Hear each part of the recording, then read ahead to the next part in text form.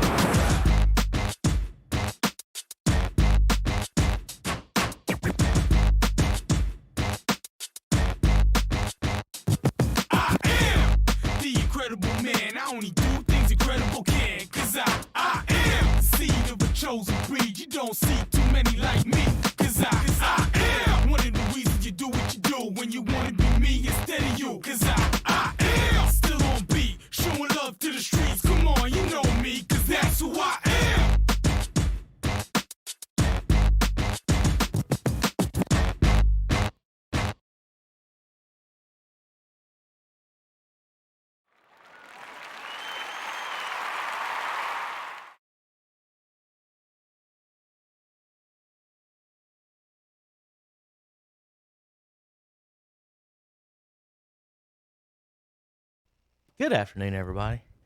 I think I'm on. Mm-hmm. Yeah, you're on. Ladies and gentlemen, boys and girls, children of all ages, welcome to the Shock Joxx live podcast.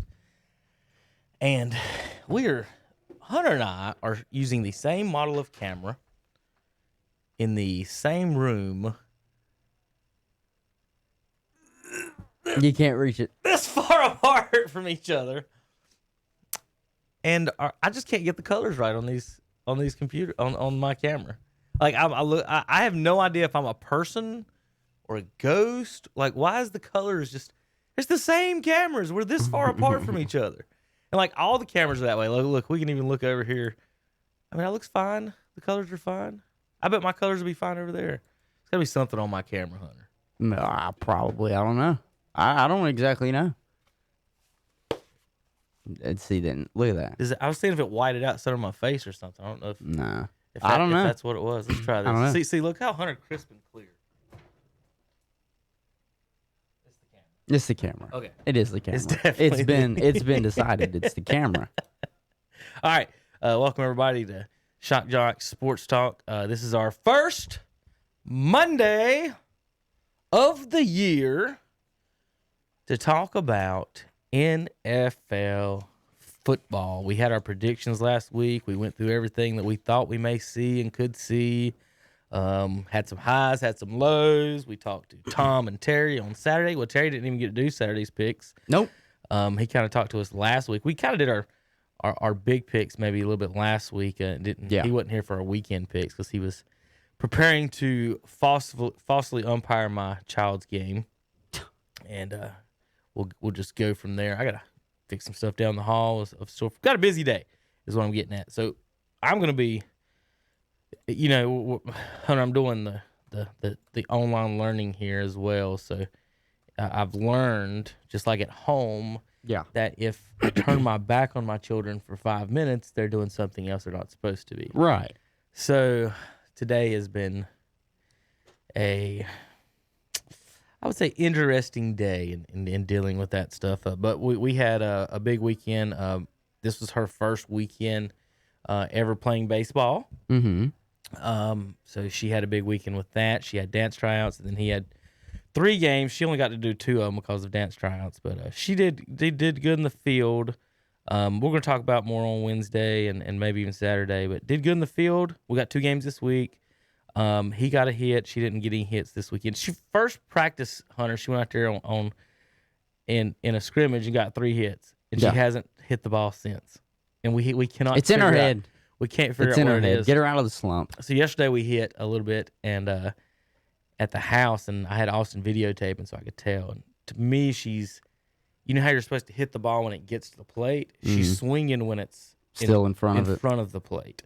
So, and my son swings too late, so I have the complete opposite of both of them. So he's going backdoor and he's lefty, so he's hitting everything to shortstop, which is the best player on the team. Hits it anywhere else, he gets on base about. Right.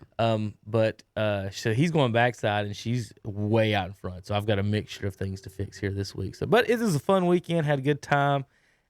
Big football weekend. We had NASCAR playoff racing Saturday night. So, folks, what we're going to try to do is on Mondays, Hunter, unless there's big news, of course, what we're going to try to do, folks, is go NFL, NCAA, and NBA until baseball gets in the playoffs. How about that? Yeah. And then on Wednesdays, we'll go NASCAR, Major League Baseball, and NBA. So since the playoffs are going NBA, because we don't. Well, you do have to talk about the NFL Wednesday, but it's just previewing the Thursday night game, right? So we'll get into that.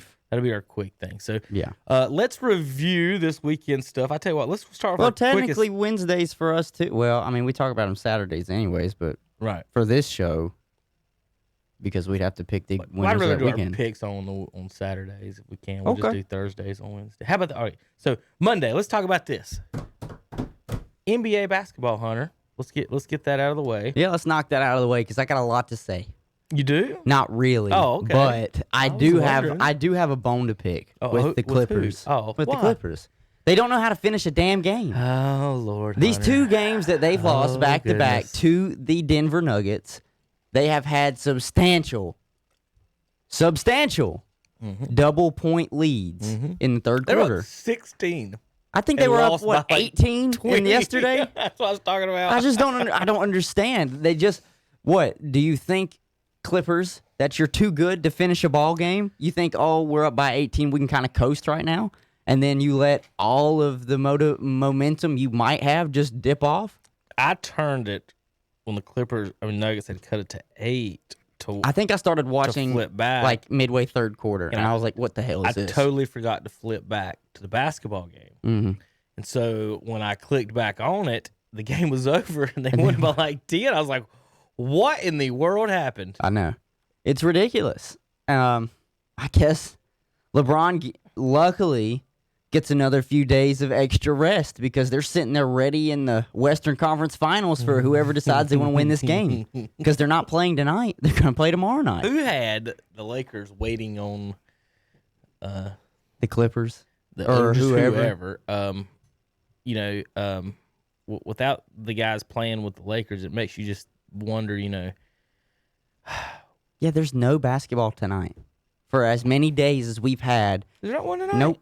Tomorrow is the first. Why are they playing 2 games on the same day? That's what I'm saying. Tomorrow is the opening game for the Miami-Boston series in Game 7. Why would they not do Boston-Miami tonight and Game 7 tomorrow and then have Boston and them ready for Wednesday and then you can have Game 1 Thursday? While we're picking bones about the schedule, why in the hell were they playing yesterday at 2 o'clock during all the NFL games? That was the dumbest shit. Like, I'll admit that. Why? Who do you think was turning on? The only thing you have is Cowboys and Rams and nothing else, but you decided to run like there's no other games. Almost all NBA games are played at midnight, it seems like, and then this one, let's play at 1 o'clock on NFL Sunday. Yeah, because we're gonna take away from the NFL crowd. Yeah, that's definitely not gonna happen.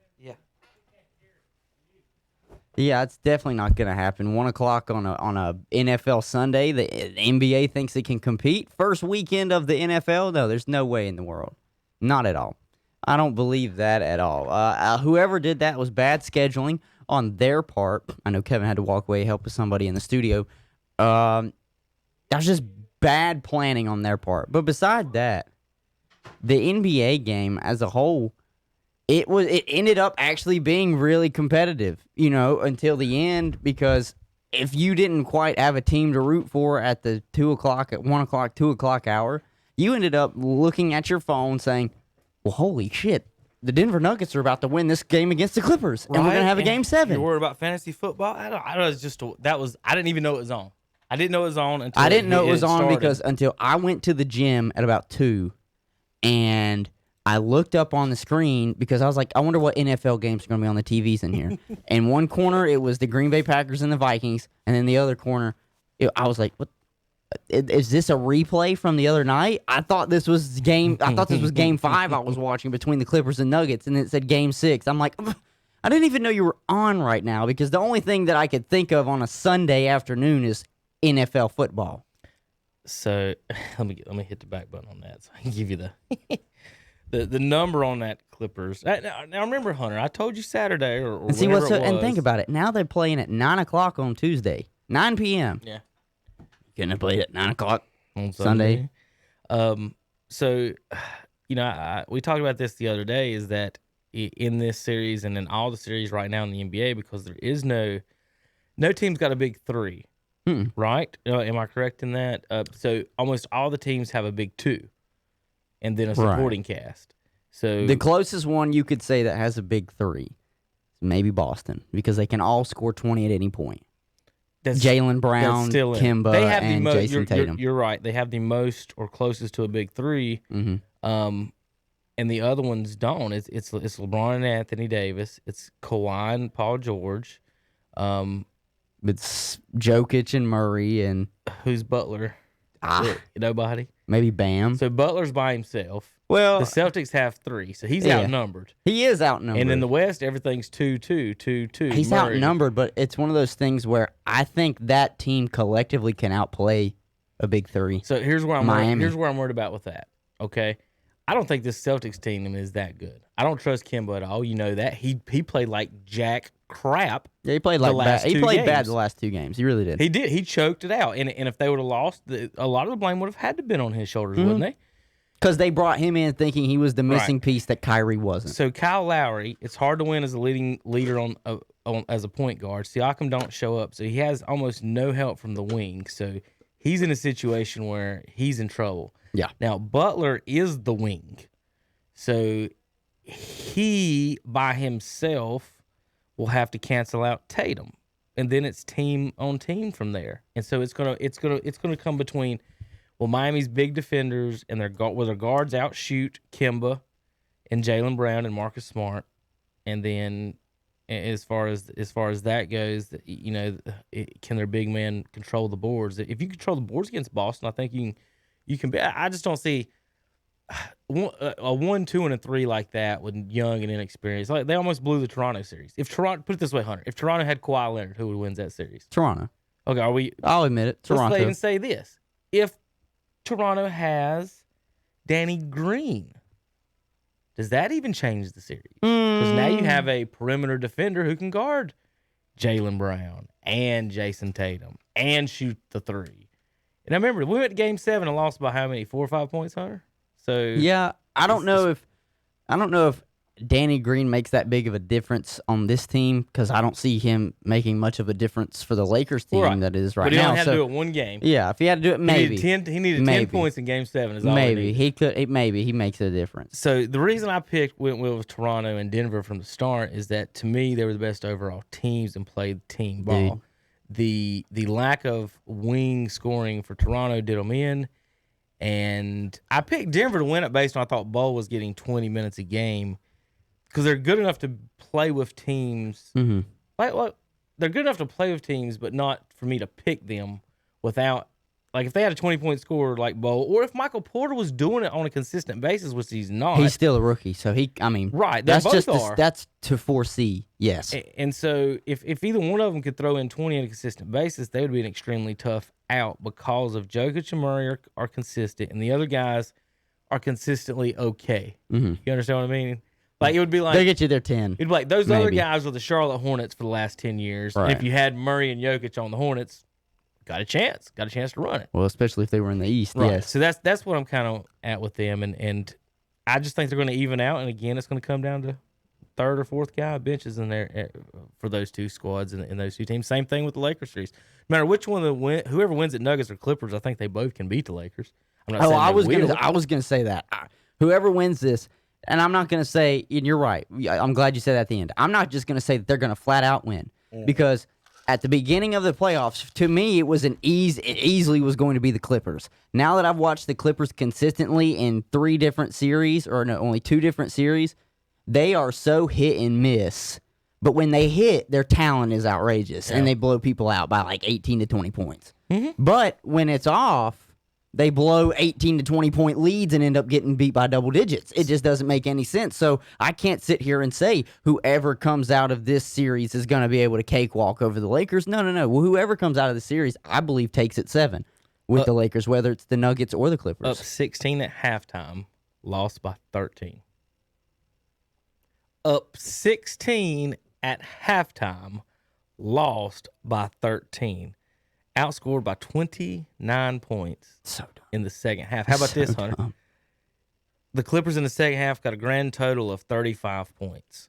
The Nuggets in the third had 30, and in the fourth, 34. Like, where did they go? And, guy I follow, you probably don't even know who he is, but he used to play in the NBA. He was on the Bad Boys, like the 11th, 12th man. And the reason I follow him is just started following him for fun. His name is Hastings. It's Scott Hastings. Okay. And he's actually really funny, too, but he's one of the Nuggets announcers. All right. So he's Mr. Nugget on all this. And he says most teams, your defense creates offense. For this Nuggets team, it's always been offense first, and then we'll play defense. Yeah. So that's kind of what they've been talking about and pushing. I mean, Hunter, and see Kawhi and George, 58 points. Yeah. The rest of the starting showed up. lineup, 9. Yeah, they showed up. Kawhi and Paul George. Yeah, I have been tough on Paul George, with especially how he played in the series against the Mavericks. Yeah. He's started to show up, at least in this series. Mm-hmm. And Kawhi Leonard has just been the steady hand that he is throughout the playoffs. We know what that is. Everybody else has got to show up. And when they do show up, I think they can beat anybody. And that's 2 points. And, the Clippers and the Lakers are both in the same spot. Mm-hmm. Anthony Davis and LeBron are going to show up. Is anybody else going to show up? The Clippers are the same way. And the Nuggets, they gave Michael Porter Jr. a lot of flack for saying it, but, I mean, he was right, too, because for them it's Jokic and Murray. Who else is going to step up? Will it be a mistake if the Nuggets win and face the Lakers if the Lakers do not guard Jokic with Anthony Davis and send JaVale McGee and those guys out there? Yes. I think it would be a mistake because right. Anthony Davis is more, how do I put this? Because they're both stupid big. He's going to put 30 on every person not named Anthony Davis, right? To me, Anthony Davis, he's more of a skilled defender, like outside of just the box. Mm-hmm. Like he can kind of stay in front of you a little bit because Jokic, sure, he can score back to the basket, but a lot of the points that he has scored against the Clippers has been perimeter 3-point shots that he's hit, or he hits that awkward-looking mid-range jumper, but he just hits it. Yeah. Like he's not abusing everybody on the inside. So if you let me look at the matchup. So if you're the Lakers, mm-hmm. this is your starting lineup: is LeBron, Pope, Danny Green, Morris, and Davis. Now everybody's claiming now that Rondo is the new big three with them. So Rondo has got playoff experience with the Boston Celtics. Is old Rondo, old LeBron? I'm not calling LeBron old this year after what he's doing right now, but I know what you mean. And 30 and young Anthony Davis, are they as good or better than young Rondo, medium to older Paul Pierce, and older Kevin Garnett? Because this is pretty much, that's the same team, is it not? Ray Allen has to fit in that equation at some point. They ain't got no. They don't have a Ray Allen. Got a Ray Allen. No, I mean they could try and say, well, Danny Green's a spot up shooter like Ray Allen was, but Danny Green is not the 3-point shooter Ray Allen was. Yeah, I'm sorry, he's not. Danny Green is a good 3-point shooter, mm-hmm. but Ray Allen still had something to his game. Danny's got flashes. Ray's Ray's consistent. As consistent as it gets. Ray is probably one of the most consistent 3-point shooters I've ever seen in my life. Right. I don't know. I think. And I'll just straight up, seriously, like if I just sat here and think about it, Lakers will match up. Well, okay, reverse. I didn't mean to say the Lakers first. They're both LA teams. The mm-hmm. Clippers or the Nuggets will match up fine with the Lakers. Mm-hmm. It just comes down to which bench outplays who. or which role players outplays the other. You know what I'm saying? Every time they get double-digit points from Gary Harris, they seem to win. Because you know who's going to be the biggest problem for the Nuggets, or I'm sorry, not for the Nuggets, for the Lakers if they play the Nuggets, and it's Jamal Murray. Right. It's because he's the perimeter scorer that the Lakers always seem to have trouble stopping, and Jamal Murray does not pull the James Harden, where if you double team him, he gives up on the play. Yeah. If he gives the ball up, he's going to move off the ball. I don't know why James Harden did that, but they're out. So we don't. Offensive philosophy, Hunters, to get it to the open man no matter what. That's why they got 3 or 5, 6, 5 guys out there. All right, Hunter. That's so probably game what it is. 7. Before I go this, because I know you picked the Clippers. I just want y'all to know and give me props for the picks of the Nuggets and the Raptors. They've been pushed with no star in Toronto to 7 games, came back, and the Nuggets in 2 different series have come back from 3-1. I liked your Nuggets pick better than I liked your Toronto and pick. They would have been up in all those series if they played the secret weapon. Okay, neither one. All right, listen. I still have the Clippers winning this, but I'm going to say this, and I'm going to look directly at the camera. The Clippers might be in trouble. Seriously, because all of the momentum the Clippers were riding on when they were up 3-1 is gone. Yeah. It is gone. This is literally, and everybody knows it, it's not a cliche. I mean, this is win or go home right now. All right, it's game 7. So I have the Clippers winning this game. Listen, they've shrunk, it seems, in games where they should be able to put it away. Weren't the Celtics up 3-1 too? Yeah. If both of the teams I picked to make the finals lose in the second round, that's not a great pick. But they both lose going out in the second round. In game 7. In 7 to the team that makes the finals. Now we're looking at maybe something. Now, I will say this, though. I have the Celtics in the East going to the finals. I don't think it's going to be easy either. People forget. Miami has had 3 or 4 days of rest so far. Oh, I just think they're tougher. I done told you. I think Miami. We're in a street fight, and you got a Duke player, and I got Jimmy Butler. Y'all keep that Duke player. No, I will admit that. I think well, that's the one thing Where'd that Jaylen Brown go? Kansas or something like that? Jaylen Brown is from UCLA. UCLA. Mm-hmm. He's no. Jaylen Brown is from Cal. I think he played at Cal. He's got to be tougher from Los Angeles. I think he played at Cal. But Tatum and yeah, he did. He played at Cal. My bad. I knew it was one of the Pac-12 teams. He played at Cal. I mean, he got Jimmy Butler and a guy named Bam. Y'all gonna bring out here this Dookie out here? They got Jay Crowder. I mean, they got guys that are not afraid to body up somebody. Under no circumstance has a Duke player led his team to the championship either. I'm trying. Kyrie hit one shot. Battier was on the Heat. Kyrie does not count as a Duke player to me. So, but I think Jordan has more championships than all the other Duke players combined in the history of Duke. I'm not surprised. So y'all keep picking Jason Tatum and Kemba. Listen, and then I have to look at like this too. What point guard is going to show up? I will look at this as much as I like Kemba, and I think Kemba was the missing piece for Boston because he's played really well. Dragic has played outstanding. The way they use Kemba, he can't take over because for the love of God, I told Terry Saturday I'll just never understand why he's not starting the offense and Jason Tatum is, and it's not if that's your offense, fine. But what's the point of having Kemba out there? You could put anybody at point guard. You could put a size guy out there where it's not a defensive liability. A catch and shoot 3 person. Yeah. Instead of a short guy who likes to move. He's not a catch and shoot. He can probably catch and shoot with no problem. He wants to create his own shot. That's not what you want. You don't. Yeah. I don't know. It's just a weird how they use him. All right.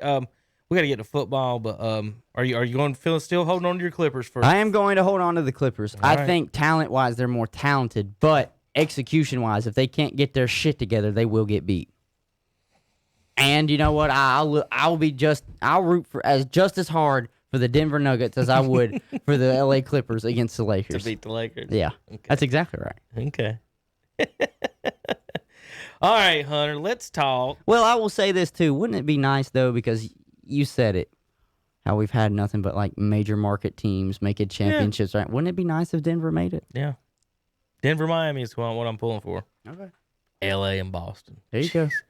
You know how many times in my life it's been L.A., Boston? I know the Clippers have L.A., never been New there. York, whatever. Remember, though, Hunter, when everybody's talking about this, the Clippers have still never been to a conference final. To the Western Conference Finals, folks.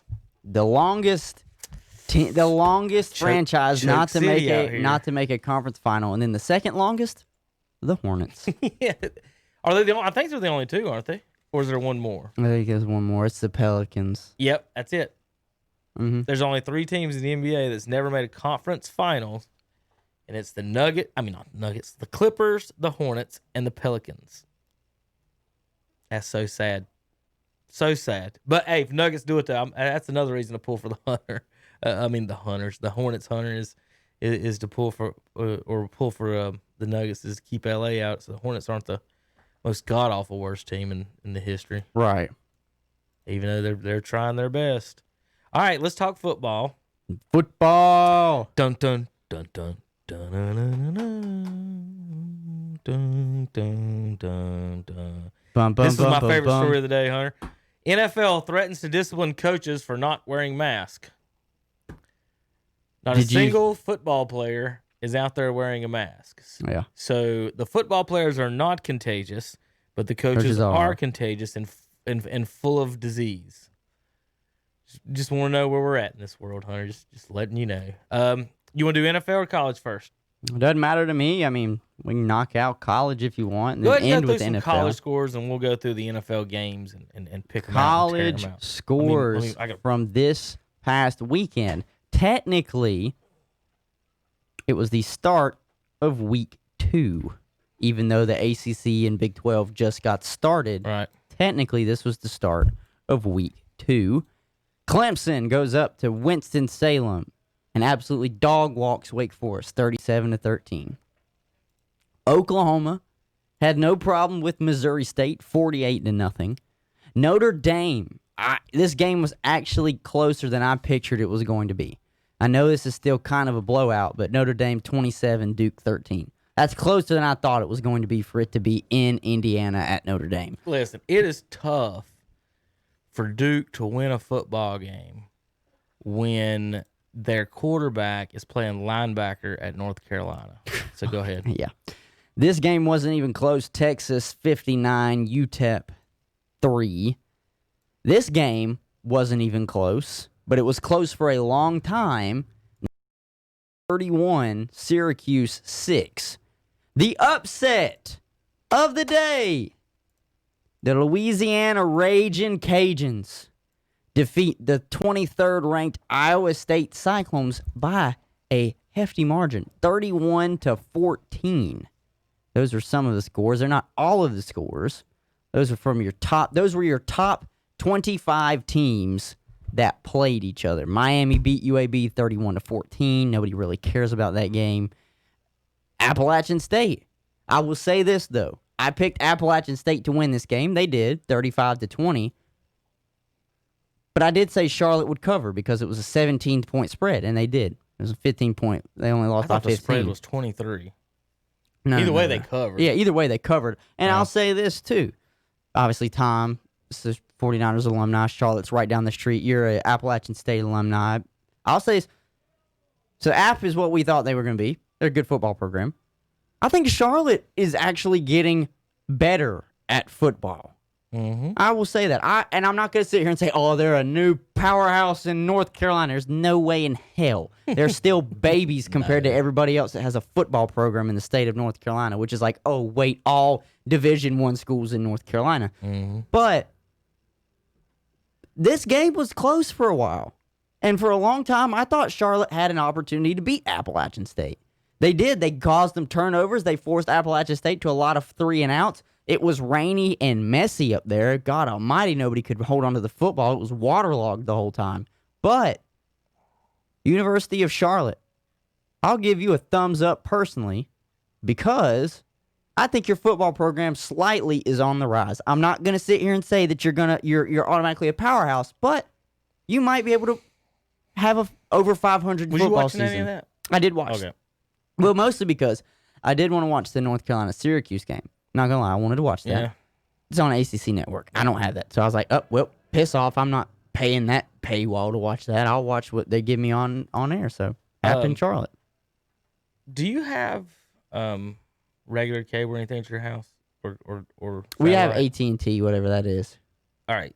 So, but you do have TV, like television or anything, like ESPN and stuff like that? Or not? Yeah. Okay. So, if you do got ESPN, you'll have a login there. I could watch that Carolina-Syracuse game yesterday on the ESPN PlayStation network. It was on the ESPN network for some reason.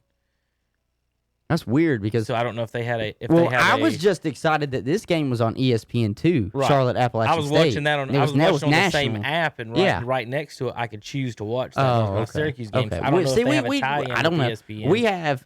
We have the. It's AT&T's provider because DirecTV and AT&T What I'm merged. saying is that on the app you could have actually watched that one. I don't know if the ACC and ESPN have a deal to do that. That's they what I was might. wondering. They might. Charlotte, of course, changed their logo this year. I like it. I like it. It's all right. I like how they play with the gold as far as they're actually searching for gold nuggets. If you didn't kind of get that. Looking at their stats, I did want to talk about a couple of local folks, Hunter. Cameron Dollar had 2 catches, 25 yards. How about Trey Harbison? Big boy from Crest, the running back. He goes to Northern Iowa and has a nice little career there, and he transfers to Charlotte as a grad student, and he opens up the game with a 14-yard touchdown run to give Charlotte a 7-0 lead, Hunter. And then they got outscored 35-13. You were right about App dropping the ball. It's just silly. Listen to our running backs though. 14 carries, 117 yards. 13 Charlotte carries, couldn't stop the run to save their life. 13 carries, 102 yards. They couldn't. 15 carries, 60 yards. The quarterback had 7 carries, 32 yards for a grand total 50 carries, 308 yards rushing, and 4 touchdowns for the Mountaineers. Passing, Zach Thomas was 14 of 21, one touchdown, 1 pick. He's not out there to do that. Well, you'll be happy as well because Appalachian State, after this game, is ranked. They are 23rd, I think. They're Really? top 25. Is that in the AP? Yeah, that's I think they're 23rd AP. Either one. I saw they're 23 and 24, depending on which one you look at, coaches and AP. So they're top 25. They're ranked. So A lot of people and I don't know why people are going to say this anyways, but regardless, so having Big a good Ten season last year just now got you in the top 25 and beat South Carolina and North Carolina last year doesn't get us there, which we were in the top 25 last year. Yes, But the you point finished is, the we've got the season same quarterback and all of our running backs are back. Mm-hmm. There's nothing really that's changed, and they weren't ranked to start the season, and teams they beat like North Carolina are ranked way up there. Listen, And so App beat Charlotte, and that's the one, Hunter. Mm-hmm. Beating the 49ers is the one that puts them I'm just in. going to tell you this. You like my art for today? I do like that. You look good as a lefty there. There you go. Yeah, left-handed. I would just say this. It is really nice not having to compete with those Big Ten or Pac-12 schools for rankings. That is 100% true. Like, I was like, what? If Carolina's the 12th best team in the nation, We might be. how bad is the rest of the nation? I'm not saying Carolina's that good. I'm just saying how bad is the rest of the nation? Well, it helps that half the nation isn't playing. That's what I'm saying. That's what Tom sent back to me, and I'm like, I'm just trying to just gather my head around this. Like, you go 7-6, beat Temple, and they give you and you're rated a good recruiting class, which doesn't mean anything until you start actually winning games. I know. I know. It's just weird, Hunter, to me, as a North Carolina football fan for however long until I went to App, that like NC State, unless they went undefeated, they're not getting votes. Now all of a sudden they're getting votes, and you're just like, how did all that come it is slightly strange with the Tar Heels ringing in votes like they're Georgia or Alabama or somebody. Yeah, as of beating right now, Charlotte and Temple. The last 2 wins were beat Temple and Syracuse. AP, you're 23rd. Coaches poll, you're 23rd. AP, North Carolina is 12th. Coaches poll, they are 11th. Kevin, we are getting ready to crack the top 10 because we play Charlotte this coming week. Well, that's a bump in the standings. Exactly. Well, you got to see who else is playing, though. So Well, here's the I didn't want to point that out about Here's Saturday. the messed up thing, though, too. I'm going to read this. 4, 5, 6, and 9 and 10 all haven't even played yet. They're SEC schools, and they're still sitting there in the top 10. They don't play again, not this coming weekend, but the next weekend. So what do we do about the teams that win, but those teams aren't playing? I know you. Do you flop them? Do you just flip-flop? I don't know. I know you don't want to. North Carolina could be top 5 if we did it that way. No, I know you don't want to play. I know you don't want to play my little game here, but I did hear you this weekend driving up to the game. Go ahead. And Hunter says Charlotte next week they'll go to App and it'll be a tougher matchup against North Carolina. I'm like, App beat North Carolina. Okay. So in week 1 they got the tough matchup. Week 2 is the cupcake. The Tar Heels. Is it though? Week 2 is the Tar Heel cupcakes. I don't think so. That's fine. If y'all are 11th, we're 10th. It's that simple. It's just that simple to me. I can't take how North Carolina can be ranked higher.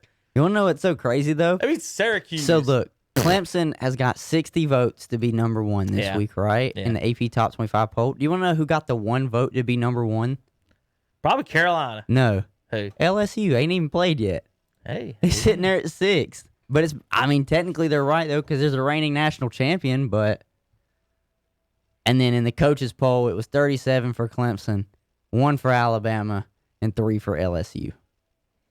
Squeaky's watching. He says the Mac Brown effect. Squeaky, fuck Mac Brown. It is the Mac Brown effect, That's though. just so stupid, though. They got one of the only coaches playing. One of 6 coaches in college football that have a ring winning the national championship, and he had a top 10 recruiting class. So Has he won the national championship in North Carolina? No, but has he won a national championship? That's what I'm saying. Like, if Nick Saban just quit Alabama and came to Duke, all of a sudden they're a top 10 team now. If they have a top 10 recruiting class, they probably would be. So the freshmen, that top 10 recruiting class is freshmen, wipes out all the other top 10 recruiting classes that are sophomores, juniors, how did Nick Saban seniors. do his first year there? Are we going to say that he went 7 and 6? Saying that when he went to Miami, that's the way you needed to measure where he went first year. As a Okay, Dolphins record. okay. He didn't get to You pick can't his measure players. Alabama record. He didn't just get to recruit and pick his players. I mean, he's won 2 national championships at different. Well, he's won multiple, but he's won them at 2 different places, Nick Saban. So I'm pretty sure wherever he goes, LSU and at Alabama. Okay. Urban Meyer won it at Florida and Ohio State. And none of that impresses me. Well, Kevin, you got to go where they're even going to give you national recognition to get in for the game. I'll find somebody who impresses me. Let me see. Let's see. No, you won't. You can't because the national champions are all the same school. You won't. NCAA. You won't. The only one you could possibly say that impressed you was Dabo, because Clemson, they had been mediocre for a while, and then out of nowhere they come out and they're now a powerhouse. To me, that would be the only one I could say that actually counts. I would say maybe, but there's so many reports out of Clemson that they're paying their players at church that what am I supposed to say? And you Clemson fans can get mad all you want. That's on the official FBI report logs and investigative logs. You guys are paying people. The football players go to church, and the offering is reverse. They do a reverse offering. Who wants to keep these boys here to play for another year? I'm just reading the FBI reports. Is all I'm doing. So you can look at these champions. I've got the champions up, Hunter. Mm-hmm. LSU, Clemson, Alabama, Ohio State, Florida State, Alabama, Florida, LSU, Texas, USC, Miami, Oklahoma. Same 7, 8 schools. It's not. I know. So what I mean by that. I know. Urban Meyer, go to Duke and win it. It's Nick Saban. Go to Vanderbilt and win. If the SEC is so powerful and so great, and Nick Saban is the greatest thing of all time, why doesn't he go, I'm going to take the challenge, and I'm going to go to Vanderbilt, and the Commodores are going to be the champions? Why didn't Bill Belichick stay with the Jets? What happened when... Why didn't he stay with the Jets? What happened when Spurrier... Because he saw that there was a better opportunity what happened to Spurrier with the Patriots when he went to South Carolina? What happened to Spurrier when he went to Washington? Ooh. Ooh. What happened to Spurrier when he went anywhere other than the Florida? Well, Kevin, so what? Listen, the only thing I'm going to tell you, I'm just saying it don't impress I understand that it doesn't impress you, but you know exactly I'll go why. Shania Twain on But your you ass. go exactly why. You know exactly why they go to those schools because that name alone is going to ensure that they get the recruits so that they have the opportunity to compete for the national Why don't championship. Saban go to Notre Dame? It's the same exact thing. Well, Notre Dame is considered prestigious. Someone could know. go there. And then There they keep was failing. Urban Meyer originally wanted that Notre Dame job, but he ended up at Florida. I remember him literally talking about it one time. He said he was interviewing for the Notre Dame job, but Florida just was so much better. The amount of pride and stuff that they put towards that football team. But it's the same thing like when coaching carousel happens at the NFL level, and same thing at the high school level too. You want to go where the players are so you have an opportunity to win. Nobody really wants to take over a rebuilding franchise. So the Big 10 and Pac-10, 12 schools aren't even listed in the Do you top want to know 25. what Mac Brown? Okay. You want to know what That Mac makes- Brown probably saw? Besides, it's an opportunity for me to get back into coaching. He saw that the ACC seriously is only dominated by one team. Florida State sucks now. They're not even relevant. Miami hasn't been relevant since the 90s and early 2000s, it seems like. So the ACC is still, it's wide open outside of Clemson. When you stop paying you players, Hunter, they stop coming. Well, you can blame the NCAA for making them stop. Just listen. What year is this? 2020. In 2025, I want you to call me. Mhm. Say, Kevin, I apologize. Now, well, hold on. Let me finish. I want to apologize now that North Carolina is in sanctions for the next 15 years. Does it give me a national championship, though? Mac Brown's getting y'all sanctioned. Before Does it it's get over me a with. national championship, though? No. Well, okay, then actually you could be wrong though because he won a national championship at Texas and there were no sanctions brought down on him. The only one that has won, the only one You that has don't won need a them na- at Texas. the You only need them at North one- Carolina. the only what I'm one that has saying. had sanctions brought down on him after they started winning national championships was Pete Carroll, and he took his ass and ran to the NFL. What about Ohio That's State? why USC has that. Well, Didn't Ohio- Urban quit when they started catching everybody breaking the law or something? I don't know why he left. I cannot quite remember It was why heart he condition. left. Well, yeah, I know that, but I'm talking about the stuff that they started having about like Terrell Pryor and stuff. That was a different coach, where they were, selling memorabilia to go get tattoos and shit. And just were showing up So- in Bentleys. So, just so we're clear, the top 25 does not consist of Big 10 or Pac-12 teams. So, I know it does not, so and that it shouldn't. that would bump teams back And it shouldn't. five to 6 spots, I would say. Like, think about it. Louisville was unranked. They're 18th right now. Why is- Miami, no, probably Pac-12. for the first time in a long time, is a top 25 team. They're 17th. So here's what's just as crazy as North Carolina, Hunter. It's Tennessee. Oh yeah, Tennessee's 15th. They ain't even played a game. Well, not even that. Last year they lost to Georgia State. Georgia State. I want you to look at this too. All right, I don't know if you and can, now they're in the top. you they're see 15th, it. Usually you're looking 17th. Are you looking at mine or yours? I've got mine. We I got we the both rankings have up. the same things that are up. Look at the number to the far right of Tennessee On which one? on the left one. The up 10 The era. spots? Oh, they moved up 10 spots. It didn't even play a damn game. They didn't even play. Are they going to move up another 10 spots and they don't even play this week? Cincinnati, all that's kicking out the Big 10 teams. Mm-hmm. That's kicking out the Big 10 and the Pac-12 teams. Jesus So Christ. by default, Tennessee didn't have to play at all the first 2 weeks, technically, of when they started college football back, and they're a top 15 team in the nation. Imagine that. That's helping recruiting for them right now. What a dumb Let's sport. like think of that though. But who would have thought the Louisiana Ragin' Cajuns would be in the top 25 come week 3? Nobody, because they would have been like Big 10, Pac-12, all these ACC, SEC schools are in there, and the Big 12 schools. Louisiana is 19th. Do you think App would have been in there after beating Charlotte week 1? Well, they should have been in there before it started. Well, that's neither here nor there. I can agree with you with that. 100%. I will always say this. Mid-major schools that are powers do not get the love unless your name is Central Florida, Cincinnati, or Memphis. Chris says, they're all didn't they're all UNC the go time. 11-1 in Mac Brown in the 90s? That is true. I think it was 98. I was at the game that they lost to Florida State. It's your fault. They came in with national title hopes. Now, get this, Hunter. Alabama comes in second at 11-1 in the SEC. Do they get a good bowl or a shot at the national championship? They get a shot at the national championship. Carolina goes They 11, did that. Carolina goes 11-1 and gets beat by the national champion Florida State Seminoles. Mm-hmm. We get the Peach Bowl. Oh, well, North Carolina was on the brink of making a top 10 appearance The a few Peach years Bowl. ago underneath Butch Davis. Butch Davis. And they Butch- kept him out. Butch is paying players too. Well, it don't matter. They knew that. They knew That's that. what I'm just saying. Like They knew that.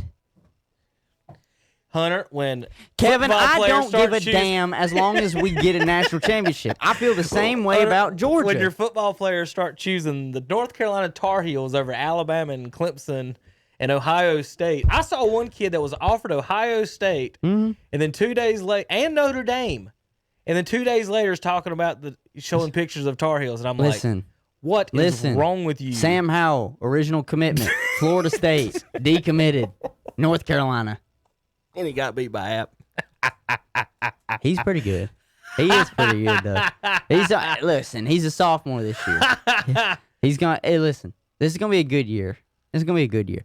But this is what I like about this year mostly, though. Seriously. The ACC is not doing the split conferences or the split conference, like the Atlantic and the Coastal or however they call it. So the ACC championship game will be between the two best teams in the ACC, which I think that's how it should have been the whole time.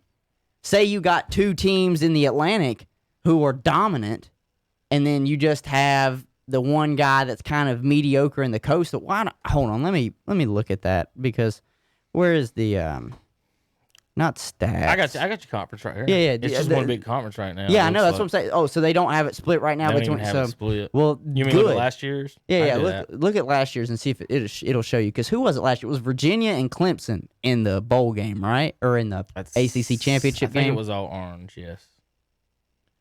Yes, Cavaliers and Tigers. What were the Cavaliers overall? 6-2 in the conference, 9-5. They finished 9-5 overall. Was that the second? Was that the legitimate second best team in the ACC? They had the best record. I'm talking No, outside of Clemson. No, they had the overall best record. Okay. Overall and in the conference. They're the only team in the No, Clemson was 8-0 in the conference. Virginia was second overall at 6-2. Louisville and the Hokies were 5-3. Okay, but you understand what I'm saying, though, because some years, you look at that, in the Atlantic, Clemson and Louisville, the years that Lamar Jackson was there, they would never meet All right, in the Hunter, ACC championship How game. many of those ACC teams would you call good football teams? Good football teams?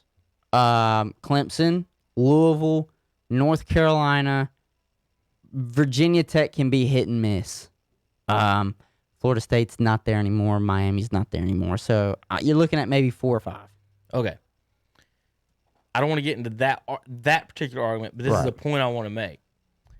On Saturday, Charlotte's quarterback went 11 of 30. 11 of 30. He was bad. I watched him. He was bad.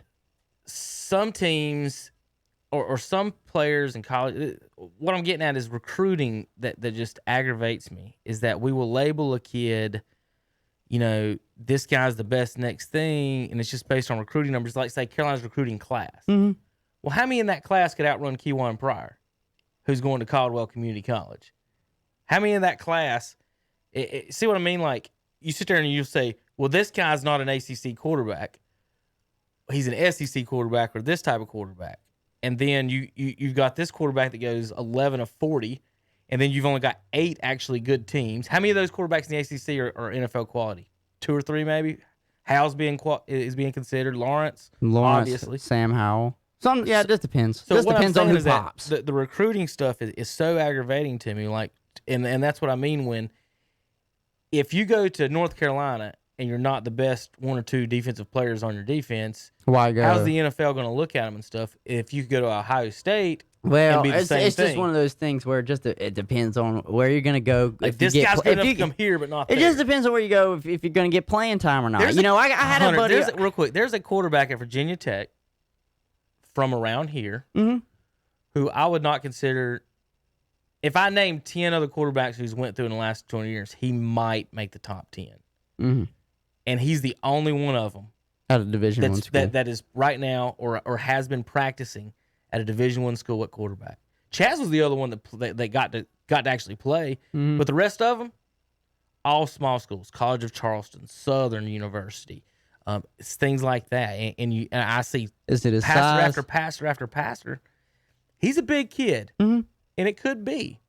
And again, there's coaches that would say, they're going to come to you and say, like, you're the head coach, I'm the assistant, I'm the recruiter. I'm like, Hunter, he's 6'4", he's 220, he can throw it, but he don't know where it's going. I can teach him. I can coach him. As opposed to the guy who's 5'11", who's as accurate as Drew Brees. But we won't bring him in because of his height. Right. Because we can teach that guy. So it's just aggravating to me seeing the quarterback play. And that's how when we get in the NFL, we get guys like Carson Wentz at North Dakota and Romo's at Eastern Illinois. Well, what people don't realize, too, as well, if they keep up with recruiting right now, I think they said outside of Justin Fields and Trevor Lawrence, the third best quarterback coming out is from North Dakota State again. But all they do is win there. Yeah. Like, they just win championship after championship. I don't know how to exactly explain the recruiting for some people. Obviously, coaches are going to like what they like to run their system, so you can't really get away from that. But what it also is going to come down to, there's going to be the kid as well. If he has some options, what he has to think about is this, too. I have the opportunity.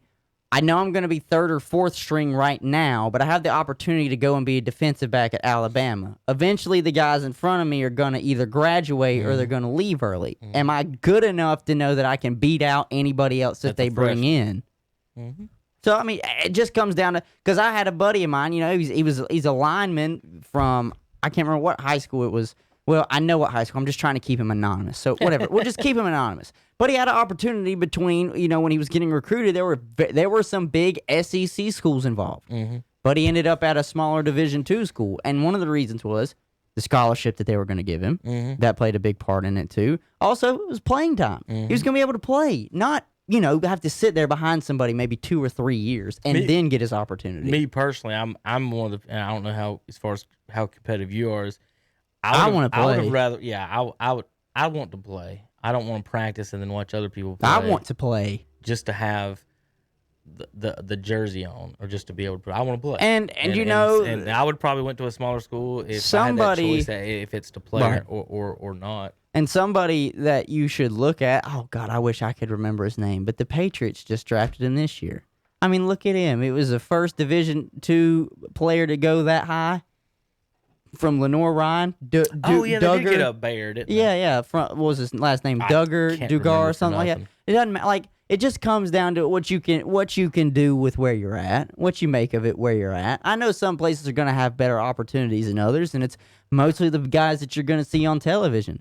But damn, think about it. A lot of those guys, a lot of what makes up the NFL is undrafted players. Yeah. They just weren't looked at, and they go out there and they earn their spot. So that is 100% true, especially running backs. How about this, Hunter? Real quick, NBA note. ESPN's picks for the Clippers-Nuggets series, 0 for 19. They all had Clippers in 5 or 6. Not one of them had it in 7. And nobody had the Nuggets, just to let you know. Well, look, I don't blame them. I don't blame them. What the Nuggets showed me for a few games, against the Jazz, I mean, I don't blame them. Seriously, I don't. All right, Hunter, let's talk. We'll do our picks on Saturdays, folks, for NFL and college. We'll do our reviews on Monday. So let's review the games and go through. I got a couple of notes and fun tweets from yesterday. Yes. You go over them. I'll be right back. Here's a reminder that Andy Dalton has more game-winning drives than Aaron Rodgers. I'm going to repeat that. Andy Dalton has more game-winning drives than Aaron Rodgers. See what else I had here across. If I had another one. Might not have another one. Oh, that's one we didn't talk about Saturday. I have to come back to that for when we get to Saturday. Kind of scrolling through, Hunter, make sure I get all my points made across. I didn't have that one, just other than that one. I thought you'd like that one. And I do like that one. My favorite thing of the weekend, though, was watching the scoreboard and it's saying Eagles versus football team. I could laugh at that all day long. Why do they not just put Eagles versus, or like Philadelphia versus Washington? Easily put the word Washington. Exactly. They put Eagles at football team. Oh, that stuff's funny. Just, yeah. Undefeated. What's bad is that the W y'all are using in the font, like, why didn't you just use the same font you already had? Oh, But I you don't know. changed the We font. switched the I font. swear to God, y'all stole this off of Madden. This is the Madden W. Probably. Y'all got everything you did off of Madden. No, hold on a minute. I don't think so. But I'm about to let Hunter go through these after I give this note. Hunter, I want you to go through the scores, everybody, and I'll come back. We'll break them down. But this is my stat of the day.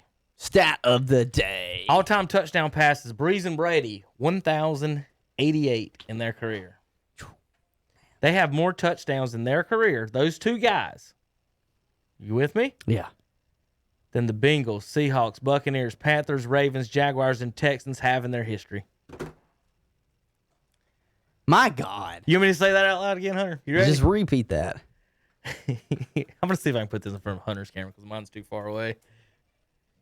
There we go. There we go. Breeze and Brady have more touchdown passes combined than the Bengals, Seahawks, Bucks, Panthers, Ravens, Jaguars, and Texans do in their franchise histories. Now, you could talk about those expansion teams, Hunter, but they were all expansion teams before both those guys came into the league. Right. Now, after that, besides that point, the Bengals, y'all been around since the 60s, boys. Pick it up. All right, They've been Hunter. complaining that, the Bengals franchise as a whole has always been mediocre I'll let so far, you so that go- really speaks to it. Go through the scores. I'll be back and break it down. I got to run down the hall. Scores! Seattle traveling to Atlanta. And they take the victory over Atlanta in the Dome, 28-35. The Buffalo Bills, they circle the wagons one more time in Buffalo as they defeat the Jets 27-17. For those of you that keep telling me Sam Darnold is better than Josh Allen, I got the last laugh today, baby. The Bears, what a fantastic comeback. They were down at one point, 10-6. No, I'm sorry. They were down 23-6, and they came back and won 27-23. Oh, the Green Bay Packers got off, started to a hot one. All right, they defeated the Vikings 43-34, and that putting 43 up week one. Obviously, the defense kind of was lackluster if they let the Vikings score 34. Not only that, 24 in the fourth quarter, but that's kind of garbage time at that point. The Vikings are already trying to make a comeback. They're already down by so much at the point, but the Packers came out with a statement showing that their offense is still as potent as ever. It's either that or the Vikings defense really isn't as good as I was expecting them to be this year. We will have to see going forward how that goes. The Patriots and Cam Newton's debut against the Dolphins, who had Ryan Fitzpatrick out on the field, and it was not good Ryan Fitzpatrick, the one that sometimes throws 4 touchdowns. It was the bad Ryan Fitzpatrick that throws the 3 to 4 interceptions from time to time. So, but Cam Newton, regardless, went out there. They scored 21. They won by 10, 21-11. The Raiders traveled to Charlotte, right down the road, to face the Carolina Kitty Cats because the Kitty Cats fell up short. 34-30. The Raiders, Las Vegas. I hope I said Vegas a second ago. If I said Oakland, I'm so sorry. But at Vegas, there we go. I can say this. Vegas, first win in the new franchise's career. They did that in Charlotte against Teddy B and the Carolina Kitty Cats. This is the shocker of the day because when I was keeping up with it on my phone, I couldn't believe it when I saw it. There's no way you could have told me this outcome was going to be this way. The Indianapolis Colts lose game 1 at Jacksonville, 27-20. I thought Jacksonville was going to go 0-16. They said, Hunter, we heard what you said and we're offended. So they went out there and defeated the Colts 27-20. Didn't help Phillip Rivers had like 2 or 3 picks. Come on, Phillip. Come on. I have high expectations for the Colts this year. Come on, man. Come on. The next one, the Ravens absolutely dog-walked the Browns. Browns scored 6 points all game, and they were all in the first quarter. They ended up losing that game 38-6. The Chargers and the Bengals. I'm going to say this. I'm just going to tell you the score. 16-13, the Los Angeles Chargers over the Cincinnati Bengals. That kicker for Cincinnati should be ran out of town. I know he got a cramp while he was coming up to try and kick that field goal. But you lost that game essentially. Your field goal would not have won the game. I know that. Your field goal would have taken it to overtime. I get that.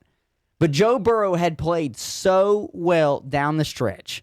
This was an opportunity for him to solidify a opening game win, his first game, because the Chargers did not look great at all. This was your opportunity to solidify, send it to overtime where he was heating up and could probably get you guys in contention to come back and win this ball game. You had the opportunity. You cramp up and miss. I don't buy it. I think you were faking it. Because you shanked the shit out of that damn field goal attempt. Chargers 16, Bengals 13. Buccaneers. Oof. Gotta knock the rust off of it if you're Brady. You lost 34-23. Saints on top of the Buccaneers. I picked the Saints to win this game. I'm not even going to lie. But that's because in my mind, the Buccaneers are going to have some things that they need to work on. This is the first game of the season. There were no preseason games, limited OTAs, yada, yada, yada. Everything that you've heard everybody say today about why the Buccaneers lost is exactly why I chose the Buccaneers to lose in the first place. Because the Saints, they are a well-oiled machine. Everybody's back. They just have a few new toys to play with. Buccaneers, they got a whole new head honcho in there, plus the players that they've added. It was just, I'm not surprised. But don't get it twisted. I had them splitting anyways, each winning at home. So the Saints, you lucked out. You won at home, all right? This one really surprised me. Cardinals 49ers, the Cardinals on the road in San Francisco come out on top to defeat the San Francisco 49ers 24-20. I didn't get to watch the game, so I can't really comment or speculate exactly what the 49ers did or didn't do that ended up causing them to lose this ball game. All I know is Kyler Murray threw 40-plus times in that game, and DeAndre Hopkins is his new favorite toy. Larry Fitzgerald will always be Mr. Reliable for the Cardinals. I know that. But DeAndre Hopkins was the new kid on the block. He came in, and he showed out, and he did exactly what they needed him to do. The late-night game, the Rams and the Cowboys. Now, I picked the Rams to beat the Cowboys. I did. I'm going to toot my horn on this one. There are not many games that I missed this opening week on my picks. I'm just going to admit it. There are not many. I missed the Cardinals pick or the 49ers pick. I know that. The Rams pick I did not miss. I think I'm not sold. I'm not sold on what Dallas can do. I know they added some new shiny toys on the offense, but your defense is still bad. You only lost by 3. The pass interference call at the end, I get it. That was a bogus call. Doesn't matter. You should have won the game, and it during the allocated full 40-plus minute game that we had, you should not have. It shouldn't have come down to, they just missed that call. There were like 20 seconds left. It shouldn't have come down to that. And then the last score that I saved for last, it's the best score of the day. It was the best score that happened yesterday, 100%. The Philadelphia Eagles tried to come into FedEx and defeat the nameless Washington football team. But they did not. 27-17, Washington on top of the Philadelphia Eagles. And the only thing that I really took from this game, besides they're only letting Dwayne kind of be like, the game manager, is that our front four is exactly what people thought it was going to be. Nasty. We had like 4 sacks on Carson Wentz that whole game. So, also, shout out Ryan Kerrigan, now the leading sack man in Washington franchise history. So that was about as shocking as it gets. Although, when I thought about it, I couldn't name who would be number 2. Do you know who the 2 was? Mm-mm. I don't. I don't know who number 2 is. I was just thinking, like, who and how? And then I couldn't think of who the 2 would be. And I'm like, maybe it could be longevity. The only defensive player, longevity-wise, he's been with us his whole career. And we thought about getting rid of him in this offseason, but we re-signed him because we knew we were going to draft. I'm just trying Chase to think Young. of some of those 80s and 90s Redskins ends. That's some pretty good people. But whatever. I'm not that big on the Washington all-time Look, man. sack leader. Philadelphia lost. All right. Cowboys lost. Yeah. Giants are going to lose tonight against Pittsburgh. Washington's first place in the division. I'll enjoy it while I can because it won't last long, but I'll enjoy it. Hunter is completely right. Fun fact, too, Washington football team, their verified Twitter account favorited a tweet of mine today. So That's who he's in front of. The person he's in front of is who I would have, if I had a guess, that would have been my guess, Dexter Manley. So Manley would have been my guess. The Redskins, it's so hard not to call them the Redskins. Washington. I think, that's what I'm so mad about is the fact that they are just called the Washington football team. Any type of name would have been fine. I could have called them the name. Why we didn't just finish the season and give them like this is the last season, call them the Redskins. I'm like, okay, great. It's not going to mess me up then. Because you're offending people every day like you have for the last 70 years. Yeah, hey. Better put some tape over that before you get cut off. All right. Let me give you a few thoughts, and then we'll break down some games. Few thoughts. My main takeaway from this weekend's game, or what do you say, theme of this weekend's game, is the quarterback blame game. I walked down the hall, and I let Hunter do the scores, and he walked into a couple traps while I was listening to him that I thought he might do. Oh, a couple traps. All right, go ahead. He walked into a couple little spots. Sure, okay. Let's listen to him. So, whose fault was it Joe Burrow lost? Oh, it was the kicker. How many points did his offense score? 13. Okay. Whose fault? Patriots won. Cam played good. How many did they score? 21. Okay. Teddy Bridgewater. No, he lost. How many did he score? 30. Okay. So the point I'm trying to get, let's blame the right people. Teddy Bridgewater scored. I didn't blame Teddy Bridgewater. I just said Teddy B and the Panthers, they lost. I'm saying in general, this is how it happens. Panthers fans all over the internet are saying, and of course, this is how the internet works. Well, it doesn't help that Teddy lost and Cam won his first game. Right. It doesn't help. But again, how many points did Teddy score? 30. If they played the Dolphins, would he have won? Yes. If Cam would have scored 21 against the Raiders, would they have won? No. Okay. So it's all relative we play this win-loss game. It's like the whole Romo game where he put 48 on the Broncos, which remember, that was the Broncos defense that won the Super Bowl over the Panthers. Romo put 48 on him. He got blamed for throwing a late pick. Not that the defense gave up 51, Hunter. It was because of the quarterback threw a late pick. And listen, so you're over here yelling at kickers. Oh, I'm going to blame that. I'm going to blame everybody on the Bengals team except Joe Burrow. And Joe Burrow scored 13 points. Joe Burrow had a great game. 13, Hunter. He had a great game 13. for a rookie quarterback and for them to have still been in competition against the Chargers. Right. He had 193 passing yards and a pick. That was it. But he had a rushing touchdown. Again, the 46 rushing yards. NFL average is 23.5 points a game. The Chargers scored 16. That means the defense did its job. Both these teams were hot garbage. I'm just saying. The offense and the quarterback. You have a 30-yard chip shot. I don't care. Guess what? If Burrow had 30 points on the board, would it have mattered what that 30-yard chip shot would have done? I guess not. But it's a 30-yard chip shot to send them to overtime to where it's win or lose based off of just his arm. What makes me so mad about it, too, is he had that touchdown thrown, but they called it offensive pass interference on A.J. Green. And I went ballistic because that was the winning touchdown, and that's what made them settle for the field goal. So same thing with the Cowboys. Again, we can talk about the pass interference, but again, what I'll point out is that the offense only scored 17. But I said that. And if they wanted... I said, look, you shouldn't have to blame the PI call. There was only 20 seconds left in the game. What do you think he was going to do? You still would have had to just probably had enough time to kick a field goal. Right, but so you don't blame the playoff PI call on that one, but you do in the Bengals. You blame the kicker for losing to that one. Absolutely. Absolutely. All right, so you know why? Because I'm Hunter stepped into all the holes I wanted him to. Because I am pro Joe Burrow. That's what it is. Pro Joe Burrow, damn it. He will be very successful. He's pro Joe Burrow and anti-Cowboys. But listen, listen, I want you to think about that, though. Okay.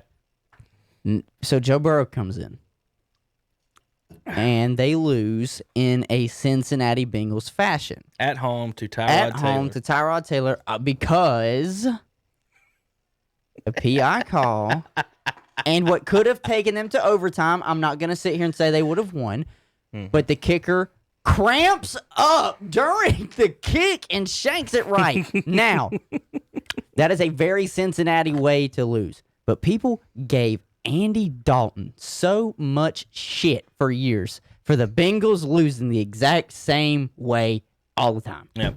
So Burrow got outplayed by Tyler Taylor. barely.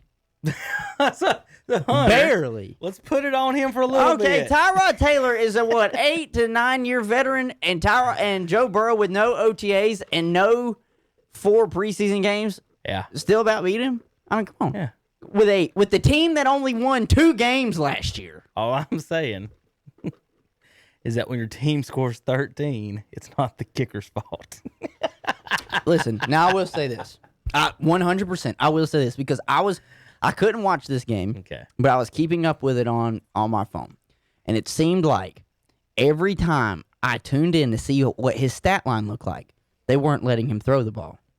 I don't understand why they weren't letting him throw the ball. And towards the end, when they needed him to, he was throwing the ball.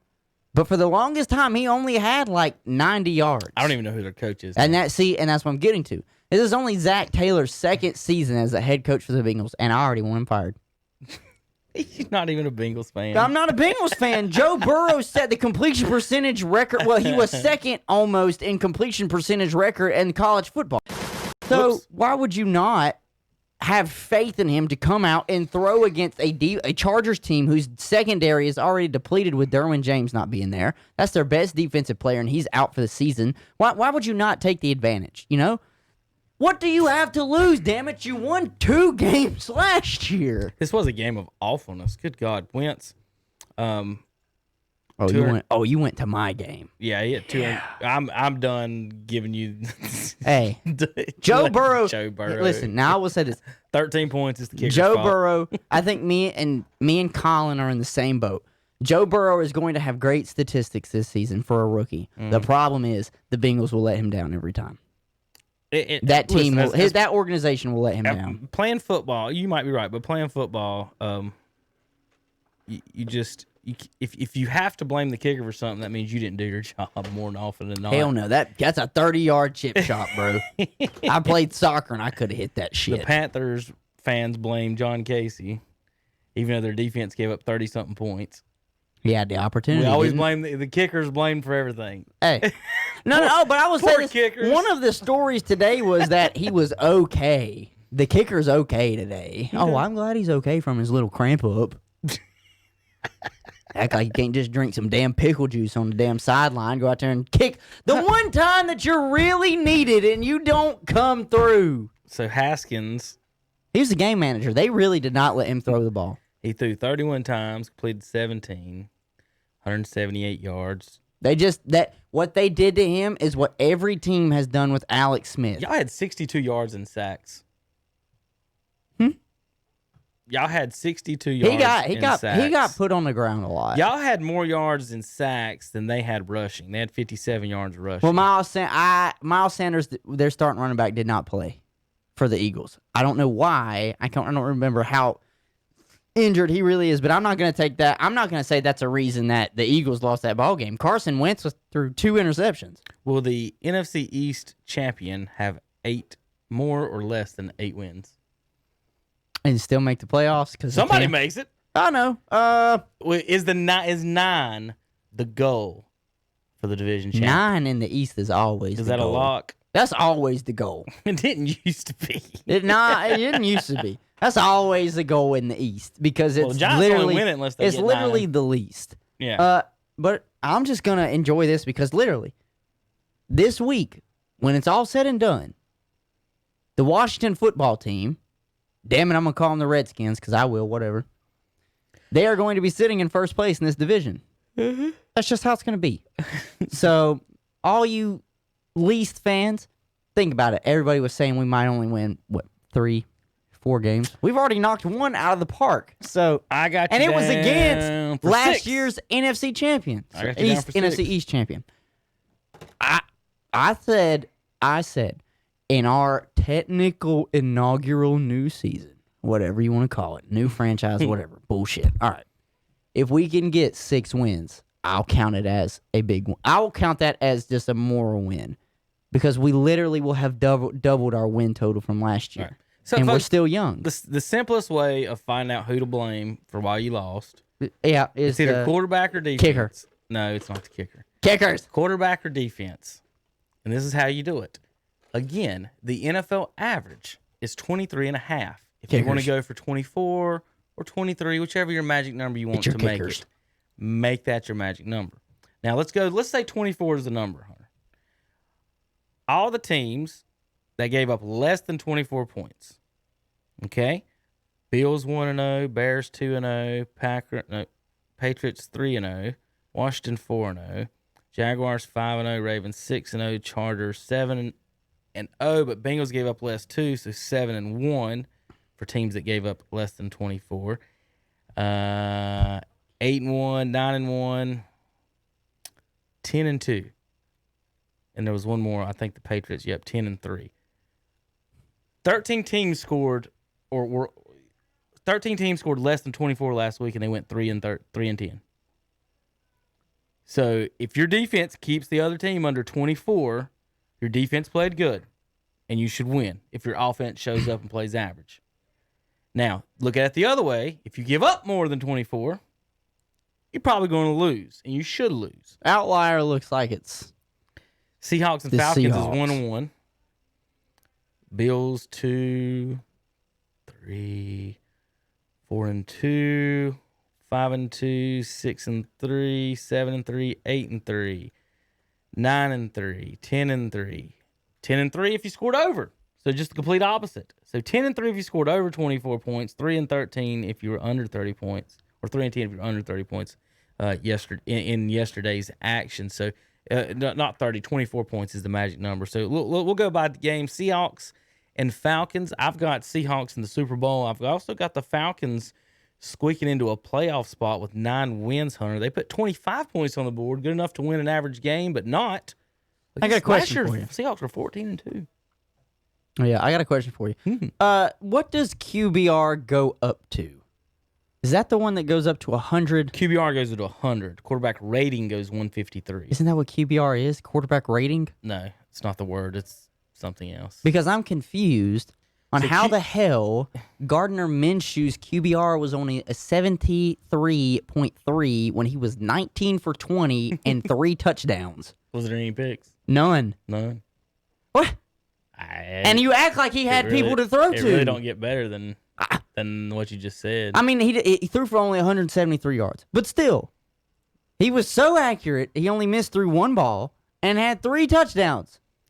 And won the damn game. Listen, that QBR, that includes rushing in that too. Oh, so if he didn't have any rushing if he had some rushing, he was 5 carries for 19 yards. Okay, so 4 yards. Positive. I mean, he's positive. I don't know what to tell you. I don't know what to find. I don't know. How is this QBR? Because it's look, the same thing as War as far as I'm because concerned. Phillip Rivers was 36 for 46, 363 yards, 1 touchdown to 2 picks, and his QBR is 56.3. At what point, you would think Gardner Minshew should be like so much higher. At what point Rivers was like 14 of 15 for 200 yards? Oh no, he was looking really good. He was looking really good. Maybe he's and okay. then old Phillip Rivers kicked in, and he's just like, "Oh, I threw a pick. Whatever. I can't do it again." Here's your QBR ratings: Lamar Jackson 1, Aaron Rodgers 2, Patrick Mahomes 3, Russell Wilson 4, Kyler Murray 5, Cam 6, Teddy Bridgewater 7, Dak Prescott 7, Gardner 9, and Fitzpatrick 10 was Ryan Fitzpatrick. Ryan Fitzpatrick had like 3 picks. He was 20. Listen to this. He was 3 picks. Jesus Christ, he did. I mean, he was like whatever the math is that puts Fitzpatrick as the 10th best day. Hello, they scored 11 points. Is not right. He was 20 of 30. Okay. 191 yards. So he missed 10 throws. No touchdowns. 3 interceptions. 3 picks. Sounds like the complete opposite of what a Gardner Minshew would do, and they're only like 1 to 2 places away from each other. What kind of math is that? I don't understand. Chris, if you're watching, I just started commenting about Spurrier doing okay at Duke, North Carolina. I'm not here about okay. I'm here about national championship. I'm not here about what Fitzpatrick did. I'm just saying Well, how many spots are between him and Gardner Minshew right now? None. Minshew's 9, Fitzpatrick's 10. Okay, so there's nothing in between them, but Minshew only had 1 incompletion and 3 touchdowns. No picks. There's actually only 0.6 of a point. Oh, what the fuck? I don't get it. I just don't get it. I don't know. I mean, what more did you want him to do? I will say this, though, about this game. I can click this formula. I will say this. I am so happy that Gardner Minshew won this game. I'm not happy that I missed the pick. I always hate when I miss my picks. I thought the Colts... Well, everybody probably thought Jacksonville would be lucky if they won 1 or 2 games this year. Exactly. But I am so happy Gardner Minshew not only won the game, but had a damn good game, too. Because they are trying their hardest to justify why they should draft Trevor Lawrence at the number 1 pick. And if I am Gardner Minshew, I'm making sure every week they have no opportunity to do that. And prove to them that I can be the starting quarterback. So QBR accounts for the other team's defense as well. Okay, so you mean to tell me you don't think the Colts' defense is that good? No, what it is probably swayed based on just 1 week of numbers. So, like, his QBR against a different type of it's going to change in 10 weeks, I guess. I guess the QBR from one game, stupid as shit. It changes. I'm not sure exactly. That's like war. That's what. Yeah, that's exactly what it is. It says those adjusted DP rates will produce a final opponent adjusted. See, this is one of those advanced analytics type shit, and if you can't just look at Manalytics, then we have a problem. 7, 8, 9, 10, 11, 12, 13, 14 paragraphs to explain the stat. If we can't just look at the Manalytics, and I can't just tell you that Gardner Minshew is every bit as good as Ryan Fitzpatrick, then what, 0.6 QBR, then we have a big-ass problem, people. We have a huge problem, and I just don't know how to help you. But that to me, besides Washington beating the Eagles, was the most surprising game to me. The fact that Jacksonville beat the Colts. Because at one point, I thought the Colts were going to have them dead in the water. The Colts at one point were up 17-0, and then it was 17-14, and then Jacksonville just went on a run. And nowhere would you have believed me if I told you Gardner Minshew was only going to miss 1 pass on the day and throw 3 touchdowns? No. I don't care if he hit the 200 mark or not. That's not the point. He is efficient. When we picked him, I had him at 0-16. I only had him at 2 wins. I had him at 0-16, dead ass. But if you remember me sitting there saying, they got to win some of these because they actually have an easy schedule. So I've got them, and based only on Gardner, because he's not. To me, watching him play and talk and act, he's not out there to tank. He's not losing. No, he will will them maybe to 1 or 2 wins. And this might have been. I'll tell you what, this wouldn't have been the game I chose them to win. No, not against Philip. Not against Philip and these Colts. Well, they're at home. They were in Jacksonville. Okay. Now, if they did this in Indianapolis, my eyebrows would be raised off of my head. All right, Hunter, who's better, Sam Darnold or Josh Allen? Josh Allen. Josh freaking Allen. I was on Twitter, and Josh Allen was trending, and I wanted to see why, and it was because he missed a wide-open guy rolling out to his left, throwing across his body in the back of the end zone. But he missed him bad. I'll admit it. He missed him. He was wide open and missed him bad. Mm-hmm. But that's the only thing I saw people. That's why he was trending, because they were like when someone asked Josh Allen to hit like a 10-yard slant route, and he just soars it. And then I'm like, why don't you look at the rest of his game, all of his statistics? He played good. Listen how many more. The Jets ran 50 plays. Mm-hmm. The Bills ran 78. Oh, the Bills. Listen. 78 plays. Like, Allen threw 46 times, and the Jets only had 50 plays. Frank Gore, 6 carries, 20. Well, they've got Frank Gore and Le'Veon Bell as their running back. And Le'Veon Bell was injured. Jeez. He got hurt. Jameson Crowder had a good day for the Jets, but everybody on the Bills caught 2 passes. They had Hunter, 3, 6, 8 people caught at least 2 passes for the Bills yesterday. And so the Bills circle the wagons. They jump out in first. Tied with my pick in the East, the New England Patriots, who, let's talk about them and Cam's debut in New England for you Patriots fans out there. Hunter, it was good that they won for the Patriots fans. I will say this. Yes. The bad thing is that Fitzpatrick played god awful. And he only won by 10. And so Cam's quarterback is passing. His QBR is in the top 10. His completion percentage, 15 of 19 for 155 yards. Didn't throw much. Probably didn't have to, though. He ran 15 times for 75 yards and 2 touchdowns. Shawnee Michelle, 10 carries. Burkhead, 7. White, 2. Are we looking... What's the point of having running backs, then, if you're going to let him run 15 times? Right. I mean, So Belichick's offense, if he has been the same thing that Brady's been running, is always been a short passing game type thing. Mm-hmm. With Belichick having... There's a report today that they're looking to trade Stephon Gilmore. So is he tanking? I can't decide what they're doing.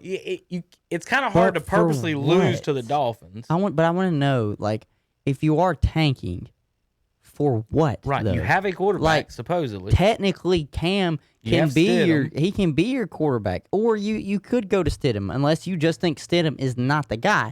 But the question is, what did you bring Cam in for? If what was the point? Here's a question. You mean to tell me with Ryan Fitzpatrick throwing 3 picks, Stidham could not have won this game, or Brian Hoyer? When did Cam join the Patriots? Do you remember? It was like a month and a half ago. It wasn't that long, right? No. So this whole offseason, did they practice the quarterback running 15 times a game? No.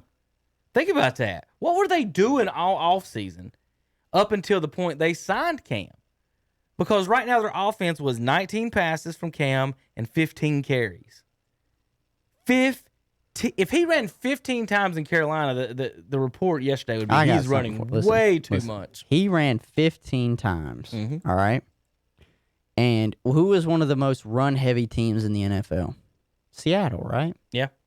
Their running backs ran 7 carries and 6 carries. And the quarterback ran. And the quarterback ran 3 times. And you mean to tell me that Cam Newton ran 15 times? Oh, I know. He looks like a unicorn. He's just got that thing standing straight up. Official haircut. Straight up. Picture. I mean, and I'm looking over here for Atlanta. Even Todd Gurley, he ran the ball 14 times. What's another team that lives and dies by their run game? So we just said Cam Newton ran the ball 15 times for the New England Patriots, right? In game 1. We'll see how much longer that lasts. Another team that's run heavy. Let's look at the box score of the Panthers and Raiders. They both have got excellent running backs. They've got Christian McCaffrey, of course, and Josh Jacobs. Josh Jacobs had 25 carries. Christian McCaffrey had 23 carries. Those are running backs. That's what they're supposed to do. The quarterback, Teddy Bridgewater ran, but he only ran 4 times. I don't know how I would feel if I knew my quarterback ran 15 times and they were designed runs. Oh, God. I don't know. That's weird. Like, to me, all right, let's look at one other guy. Let's do comps. Right now we're running comps, and we're running comps really on the wrong thing. Let me look at one other guy. We're going to look at Baltimore. Hunter, in 2018, in 14 games, he didn't run 15 times one time. Cam Newton ran 50 times in his opening game for the New England Patriots. Lamar Jackson in his opening game against the Browns ran 7 times. Cam Newton had, 65 yards on the ground 15 times running? Mm-hmm. Lamar Jackson had 45 yards in 7 rushes. So, for anybody that wants to come at me ever about why I would take Lamar Jackson over Cam Newton, they both have MVPs at this point. Neither one of them has a Super Bowl. So statistically, I can just sit here and tell you that Lamar Jackson is just better. He's better. The only thing I can think of as far as 15 carries. As far as the Patriots' strategy, Hunter, is that they always do, it seems like, the complete opposite of what everybody else of what you predict that they would do. So if you come into that game, you're going to be like, there's no way they run Cam 15 times, right? Yeah, but at the same time, I at least believe he gets 8 to 10 design runs for himself. Truthfully. Well, it's because that's his game. 15, That's always been his game. But coming off injury and all that, if you're the defensive coach yesterday, Miami, Right. are you thinking that Belichick's game plan is to run lead option with Cam the whole game? Miami didn't even know what they were doing when they got off the bus. They only put up 11, and Fitzpatrick threw 3 picks. I don't want to hear it. All right, Hunter, I found it. All right. Week 5, 2014 is the last time Cam ran for 15 or more carries. He ain't done it in 6 years. He didn't do it during the Super Bowl year. He didn't do it the year after the Super Bowl. And yesterday, in the Patriots' first game, I bet Hunter he carries it 4 times next game. Maybe, but how many times he throws the ball? Ain't that how Belichick usually? I'm just saying this is how Belichick usually does things. Is that he thinks if you're going to prepare to stop Cam throwing, we're gonna run it 50 times. Folks, he ran the ball yesterday 15 times. The last time he did that was Week 5, 2014. Hunter, you're gonna like this one. In a tie game against Andy Dalton and the Cincinnati Bengals, 37-37. Cam had 17 rushes, 107 yards was the last time he ran for 15 carries. And Belichick, Week 1. So let's knock this out of the way. Let's knock the dust off you real quick. I mean, seriously, that's wild to me. All right. Any other comments on Cam and the Patriots? No, really no. Did Brady do that quarterback sneak because Cam ran in for 2 and he did that instead of throwing it just to say I could run for it as well? I don't know if he did that or not. That's the only thing I was thinking because it wasn't a called play and he just dove in. I'm like, he's just showing the Patriots fans, yeah, you got your running quarterback, now I'm here. Eagles, Washington, we talked a little bit about that. Any other comments or concerns on the game, Hunter? No. I will comment on it a little bit more. Obviously, I'm happy that we did start off with a win. I'll be the first one to tell you, as a Washington fan, I did not pick them to win this game. I said the only reason they would have an opportunity in this game is if Carson Wentz got hurt. That didn't happen, but we were in his face all game. Yep. We were in his face all game. He got sacked 8 times that whole game. Meanwhile, I mean, what did we do? We protected Dwayne. He was only sacked 3 times. And I'm surprised that our offensive line did that with no Trent Williams. We got a rookie right there at left tackle that we've got trying to get up to speed. We're using running backs by committee. I think we had one go down yesterday. He spread the ball out nicely, though, Dwayne. And you're going to look at the 17 for 31 for 178 yards, and you're going to be like, well, he didn't really throw the ball deep. Yeah. I don't expect them, at least maybe the first 2 or 3 games, to really let him throw the ball deep. Well, It could be, especially because you got to think about who he's been working with and who's been in that building with him. Patrick Mahomes is rare. Mm-hmm. But who did he have in there with him teaching him really just about efficiency? It was the game manager himself, Alex Smith. Alex Smith has been in the building with us and Dwayne forever. So I think right now they're not quite ready to just say, all right, let loose. Throw the ball deep.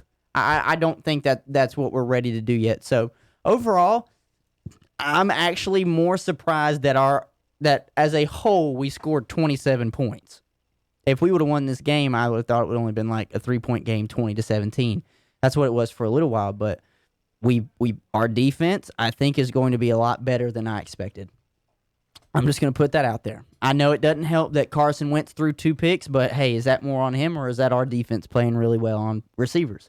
Here's what I would like to be able to find. I know I can find it somewhere, and I can't remember. I had to search something. 8 sacks, man, I'm telling you. I had to search something weird, but I wish there's a stat you could find, and maybe Chris, if you're listening or something, could point me in the right direction.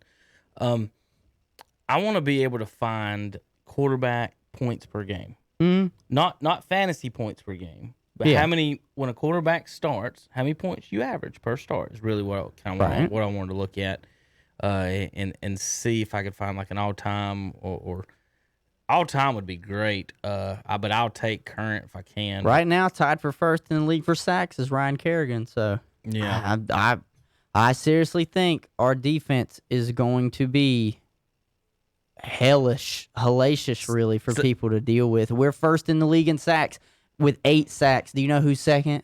Indianapolis with 4. We've doubled it in one game. So Cam was 13th in carries with 15. Mm-hmm. Josh Allen had 14 and Kyler Murray 13. Well, I've said this for weeks, really, and years since when he came in the league. Josh Allen is the white version of Cam Newton. No one just wants to say it that way. Or Cam's the black version of Tebow. Nobody wants to say it that way. All right. Let's cover it quick. We got to get through these games. Cowboys and Rams. I'm not surprised. My thoughts on it. Well, I mean, we all picked the Rams. Actually, I think. Not Terry. Nothing that surprises me is I can look at this stat line. I've been looking at it for 4 years, Hunter. 39 pass attempts, 260 yards. Dak Prescott. I mean, if Romo has 39 pass attempts... I can't say anything. Dwayne had 31 for 178. Right. Dwayne's in the same boat as Prescott. What I'm saying is that they're not Romo. They're not Roethlisberger. They're not Breeze. They're not Brady. Mm-hmm. You can be good. You can be decent and win games and win Super Bowl. He's in the Kirk Cousins team. But Cousins, if he throws it 39 times, is probably going to get at least 300 yards. Oh, yeah. Cousins likes to let He'll it go. win a game. I'm counting just off the top of my head, remembering right now, 3 third-down passes where Dak threw it a yard or two short of the first down marker. And I know that the coaching is, well, your receiver is supposed to be able to get you 1 or 2 yards. But again, if he would just run 1 or 2 yards and then throw the ball, it would be simple. One of the biggest pet peeves ever was, as far as Dallas the last few years, is, the only problem I have with Jason Witten, Hunter, right, is that he never got any extra yards. He'd just catch it and fall down. So if we needed 10 yards, the coach would call an 8-yard out, and he's getting 8 yards. By God, he's getting the 8 yards. But that extra 2 ain't happening. And I hate when they do it. And I was sitting there watching that game yesterday, Hunter, and I was like, dink and Dak, dink and Dak, dink and Dak. It was 3rd and 20-something. They threw a 5-yard out. Like, the whole thing is dink and Dak. Elliott, 22 carries, 96 yards, and a touchdown. That's great. That's what they want. But damn, quarterback, 266 yards. It's just not it. What'd you think about CeeDee Lamb? I think he fits really perfectly. I mean, I don't really have much. Romo scores more than 17 points as he's out there. That's my only point on this. No, I agree. They lost games all and the time. And the reason why I don't have much to say about CeeDee Lamb is because, they didn't wow me on offense to begin with. The Cowboys. I mean, Zeke did what Zeke was going to do. Zeke had a good game, but you know what you're going to get out of Zeke. Too. Yeah, it wasn't. And I was just looking here too. Wild. He's second right now in the league in rushing with 96 yards, but he's behind by quite a bit. People don't realize Clyde Edwards-Helaire in that first game for Kansas City had 138 rushing yards. There's a rookie. His name's what? Clyde Edwards-Helaire. A guy named Clyde. Dude, but he's nasty. In 2020. He's nasty. He's he played running for the Chiefs. He just leading the NFL in rushing. I'm jealous of him. Not gonna lie. He just won the national championship with LSU last year and is about to win probably the Super Bowl this year with the Chiefs. There's just not a lot of Clydes going around. No, there's not anymore. There's today. not. There's not even Beverly's or Roots. And listen, I will gripe about this. Damn it, Washington! You failed me only this one time. Because Adrian Peterson had 93 rushing yards for Detroit. That could have been with us. I'm just saying. That could have been with us. But going back, Cowboys, Rams, seriously, and that's why I have the Rams making the playoffs this year. It's week 1. They didn't look that great. But I think they've got the better coaching than Mike McCarthy and what he brings into Dallas. Because Sean McVay, I think, is a little bit more creative. And I think they are slightly, or at least this, they have too much talent on the Rams not to win offensively. And so it really helps that you have a guy that knows how to use that talent. I just said his name. Why is it going? Sean McVay. I know why it went away, because I was too focused on, I don't think Mike McCarthy quite knows how to use this offense yet in Dallas. Because think about it, it's the new coach. It's his first game. It's his first game. New coach didn't have any really limited OTAs, didn't have any preseason. So I think it will change. I think the Cowboys will get a good amount of wins this year. But I'm not surprised that this was not a breakout offensive game for the Dallas Cowboys. We've been saying that for years with Dallas now that with Dak behind. It's that's the it's like he puts you can put up all the numbers. weapons you want out there. He's not doing it I'm sitting anymore. there, I'm like, he'll put up these numbers, but it's selective when he puts up these numbers. He's not getting the 300. He's not coming out there and slinging around and winning the games. That's just what he does. He's going to do what he does. And take the PI call out of it. I don't care. That's what everybody's going to scream. You had 20 seconds left in the game. What were you going to do? Probably kick a field goal to go to overtime. Do you think Dak is out battling Jared Goff in overtime? I don't know, because Jared Goff has beaten Dak already before. So I would say no. If you want to win the game, Hunter, do what the Saints did. Do what the Ravens did. Do it in overtime. Do it in regular. Do it in a regular. If you win time. in basketball and in football, if you win by more than 10, the referees or bad breaks or anything else is it can't take you down, can't make you lose. If you're winning by 10 and you do what you're supposed to do, right, you have no one else to blame. All right, let's go through some more games. Saints and Bucks. Andre was down here earlier, said, "Yeah, I'm feeling a little about 12-4 now, about 12-4." He said, "We were 16-0, but I guess we might lose one or two. We'll see." I think they lose a lot of their games at the front of the season. Back half of the season, I think they get it rolling. This doesn't surprise me. I think we all figured this. I'm pretty sure every single one of us at this table Saturday said the Saints will at least win game 1 in New Orleans. I think they'll split. It'll be a home and a home. New Orleans will win at home. Tampa Bay will win at home. Truthfully, I think that's how it'll be. If the Saints don't have any injuries, Hunter, you think they beat them twice? They might be the best team in the NFC. I've got Saints Seahawks in the NFC Championship game. This is the first year in 5 or 6 years I have not picked the Saints to make the Super Bowl. I thought maybe some of the Drew Brees stuff. You never know as far as like teammates side-eyeing the quarterback or not trusting the quarterback. That could become an issue. I heard somebody talk about that. I can't remember. I think it was Aqib Talib brought it up on Colin's show. He said, "Look, Colin, they might be okay when they're face-to-face with him, but when he turns around, they might not be okay with him." Right, so that's why I'm not – locker room things worry me. So Seahawks, to me, are the most solid. So Saints win 34-23. Brady, as far as they're concerned, I think, Hunter, the penalties is what's going to piss Brady off the most. I think they had 9 penalties, 60-something yards. And I think that and Brady's dealing with a young left tackle. He's a rookie. I mean, everything I've seen is that their line is actually average. So Brady's dealing with an average line and a penalty-laden team. And he's used to winning these close games. And Belichick, if the Bucs aren't going to stop anybody, this is the thing that Brady's going to have to get to learn here in the NFC South. The Patriots can hold teams under 20. Oh, yeah. The Bucs is going to have some trouble doing that. The Patriots play the Jets and Dolphins and Bills, who they can hold under 10 and 20 and 15. Right. The Saints, Falcons, and maybe the Panthers aren't scoring 10 points. The Panthers just scored 30. Well, think about it. If you're the Panthers, you got rid of Kyle Allen and brought in a quarterback who's 24-11, 5-0 in his last 5, and you got a better wide receiver, and you got a new left tackle. And we can look at that. And we can look at that. We're about to get to them. We're getting them last. We'll get to them last. That's fine. All right. That's fine. The only thing I'll say about the Bucs and the Saints game is that, you know, the Heat, when LeBron, Dwayne Wade, and Chris Bosh all joined together, they struggled early. Yeah. They had their struggles. So maybe the first 5 weeks, this will be the worst you see the Bucs. I feel like that just once they get going. Of the Lakers team that added Karl Malone and Gary Payton to Shaq and Kobe and them trying to win it all. And they didn't win it. And same thing with the Rockets getting Pippen and Barkley. Yeah. How about this one? All right, Hunter. This is where I want to toot my own horn a little bit. I'm ready to toot on the boot and the scoot. The 49ers lost. They did. And I didn't predict that they would lose this game. I'm not going to say that. So there is no patting on the back. I'm pretty sure I picked the 49ers I to win. picked them too, and this is another one that had my eyebrows really raised. But what I did, though, was pick the 49ers to miss the playoffs. And losing to the Cardinals is a great step in that direction. Here's the teams. If you're unfamiliar with how we do, we every year on average 3 in the NFC, 3 in the AFC, 6 total, sometimes 5.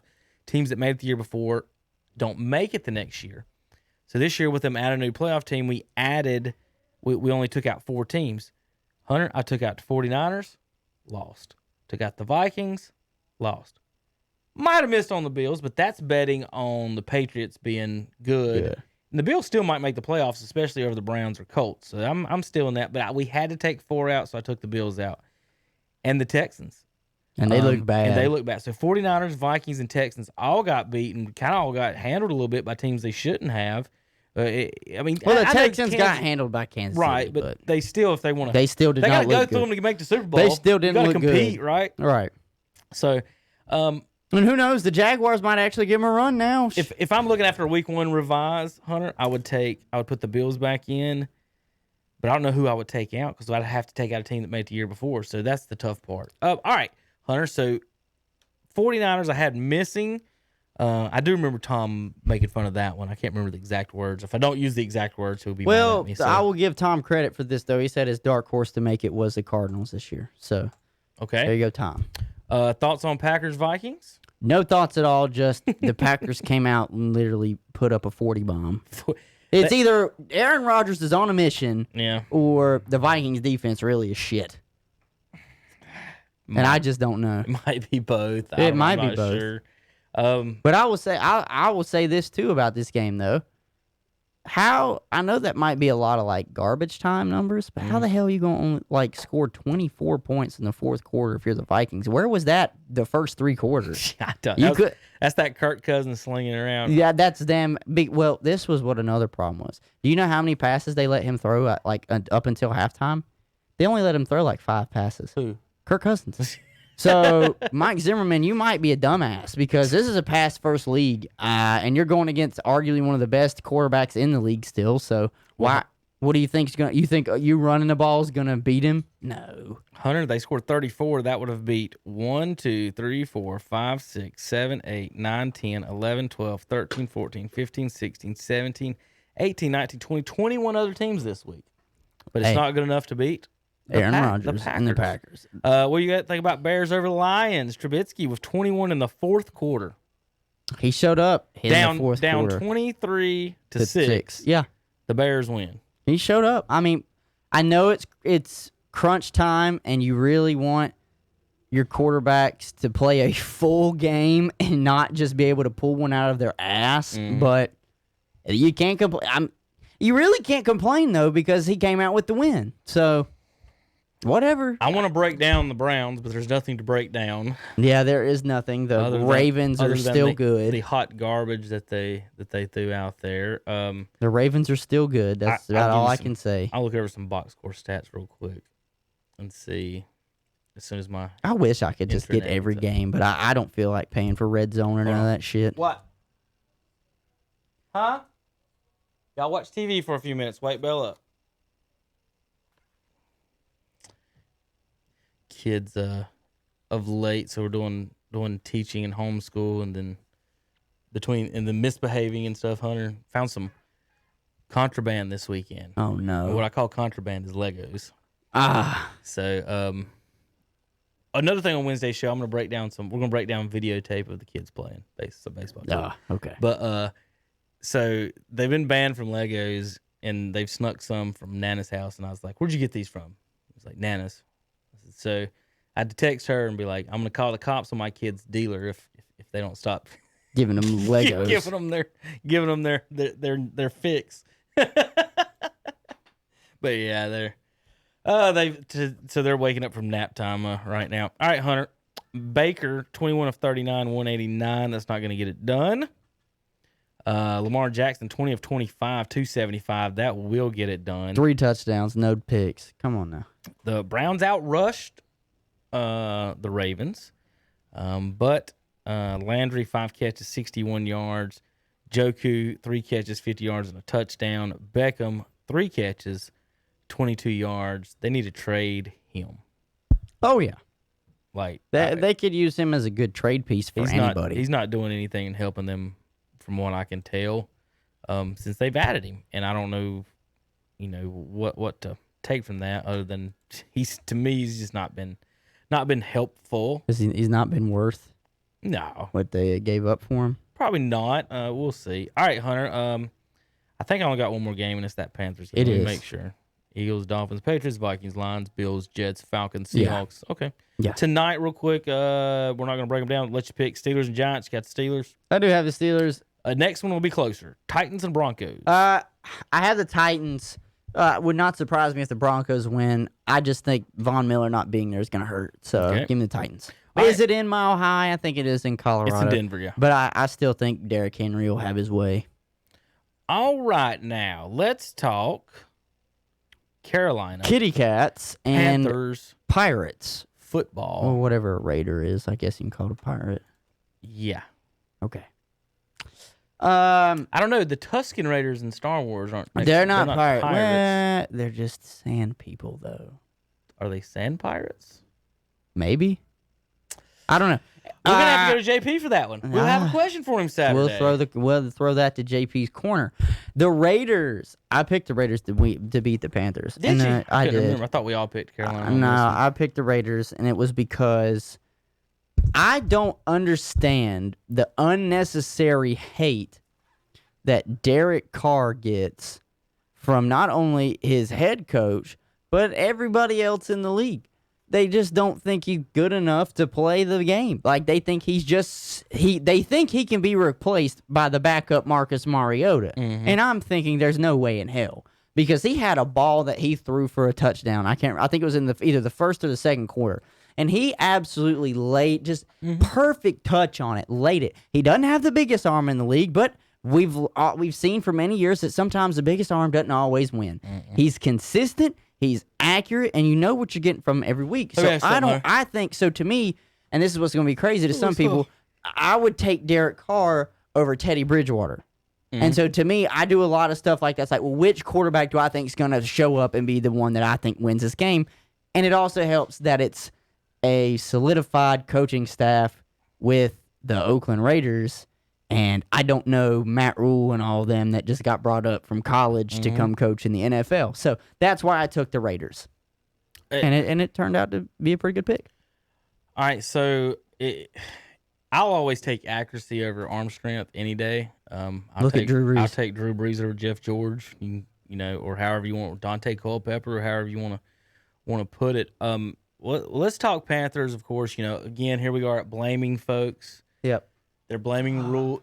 And see, this is what we do. We blame for these critical situations as opposed to, well, maybe the defense shouldn't have gave up 34 points. Mm-hmm. How about that, guys? It's not that he gave it to the fullback with 1 yard to go. And it wasn't that they got torched through the air. What did they struggle with last year? Stopping the run. And 33 rushing yards. Jacobs, 25 carries, 93 yards. 3 touchdowns. Both teams ran all over each other. Yeah. McCaffrey had a lot of yards on the ground, 96 and 2 touchdowns. He had Panthers 128, Vegas 133, 31 and 30 rushing. Almost all the stats across the board, Hunter. They're actually very similar. Derek Carr, 241 touchdown. Teddy Bridgewater, 271 touchdown. And it's a 34-30 game. So are we looking at 2 equally mediocrely bad teams? Or are they just two average teams? Or 2 good teams? I think it's a mixture of average and good. And the only reason I say good is because I think the Raiders could be really good. Well, not really good. I think they could be just good. Mm-hmm. They're not going to make the playoffs because they're going to be held out by the Chiefs, and there will be other teams that make the playoff wild card spots. I think they can be good because if you look offensively, they've got good pieces. Derek Carr, Josh Jacobs, right. Henry Ruggs, Darren Waller, Aguilar caught the touchdown pass, Hunter Renfrow. I mean, they've got good offensive weapons. It's just going to come down to the defense, and it wasn't there because, like you said, league average 23. They gave up 30. So Cam was 15 of 19 for 190 yards.